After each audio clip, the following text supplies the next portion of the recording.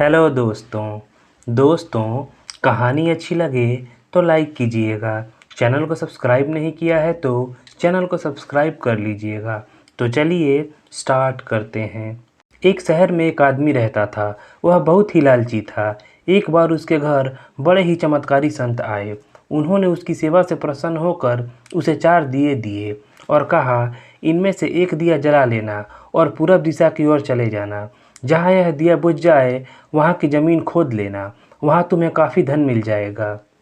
अगर फिर तुम्हें धन की आवश्यकता पड़े तो दूसरा दिया जला लेना और पश्चिम दिशा की ओर चले जाना। जहाँ यह दिया बुझ जाए वहाँ की ज़मीन खोद लेना, तुम्हें मनचाही माया मिलेगी।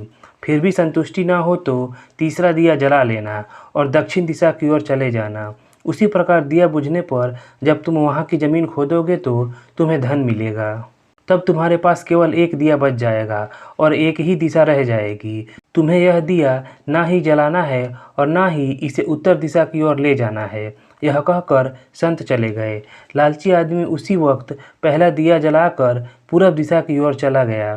दूर जंगल में जाकर दिया बुझ गया। उस आदमी ने उस जगह को खोदा तो उसे पैसों से भरी एक गागर मिली। वह बहुत खुश हुआ। उसने सोचा कि इस गागर को फिलहाल यहीं रहने देता हूँ, फिर कभी ले जाऊँगा। पहले मुझे जल्दी ही पश्चिम दिशा वाला धन देख लेना चाहिए। यह सोचकर उसने दूसरे दिन दूसरा दिया जलाया और पश्चिम दिशा की ओर चल पड़ा।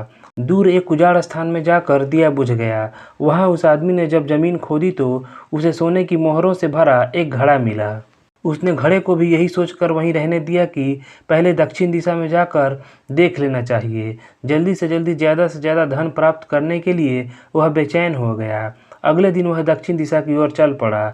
दिया एक मैदान में जाकर बुझ गया। उसने वहाँ की ज़मीन खोदी तो उसे हीरे मोतियों से भरी पेटियाँ मिली। वह आदमी अब बहुत खुश था। तब वह सोचने लगा, अगर इन तीनों दिशाओं में इतना धन पड़ा है तो चौथी दिशा में इनसे भी ज़्यादा धन होगा। फिर उसके मन में ख्याल आया कि संत ने उसे चौथी दिशा की ओर जाने के लिए मना किया है। दूसरे ही पल उसके मन ने कहा, हो सकता है उत्तर दिशा की दौलत संत अपने लिए रखना चाहते हों। मुझे जल्दी से जल्दी उस पर भी कब्जा कर लेना चाहिए। ज़्यादा से ज़्यादा धन प्राप्त करने की लालच ने उसे संत के वचनों को दोबारा सोचने ही नहीं दिया। अगले दिन उसने चौथा दिया जलाया और जल्दी जल्दी उत्तर दिशा की ओर चल पड़ा। दूर आगे एक महल के पास जाकर दिया बुझ गया। महल का दरवाज़ा बंद था। उसने दरवाजे को धकेला तो दरवाज़ा खुल गया। वह बहुत खुश हुआ। उसने मन ही मन सोचा कि यह महल उसके लिए ही है। वह अब तीनों दिशाओं की दौलत को भी यहीं ले आकर रखेगा और ऐश करेगा। वह आदमी महल के एक एक कमरे में गया। कोई कमरा हीरे मोतियों से भरा हुआ था, किसी कमरे में सोने के कीमती से कीमती आभूषण पड़े थे। इसी प्रकार अन्य कमरे भी बेअंत धन से भरे हुए थे। वह आदमी चकाचौंध होता जाता और अपने भाग्य को शाबाशी देता। वह जरा और आगे बढ़ा तो उसे एक कमरे में चक्की चलने की आवाज़ सुनाई दी। वह उस कमरे में दाखिल हुआ तो उसने देखा कि एक बूढ़ा आदमी चक्की चला रहा है।